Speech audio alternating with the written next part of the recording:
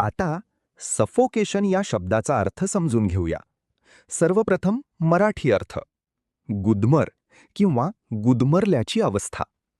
Suffocation हा शब्द suffocate शब्दाचा नाऊन आहे. मराठीत समजून घ्या. सफोकेशन म्हणजे श्वास घेण्यास अडथळा येणे किंवा ऑक्सिजनच्या अभावामुळे गुदमरल्याची अवस्था. जेव्हा हवा मिळत नाही आणि श्वास घेणे कठीण होते, तेव्हा त्या स्थितीला सफोकेशन म्हणतात. English meaning the state of being unable to breathe. आता उदाहरणे पाहूया. पहिले वाक्य. Lack of oxygen leads to suffocation. ऑक्सिजनच्या अभावामुळे गुदमरल्याची अवस्था होते. इथे सफोकेशन म्हणजे हवा न मिळाल्यामुळे होणारी अवस्था. आता थोडा विचार करा. व्हिडिओ थांबवा आणि खाली उत्तर कमेंटमध्ये लिहा.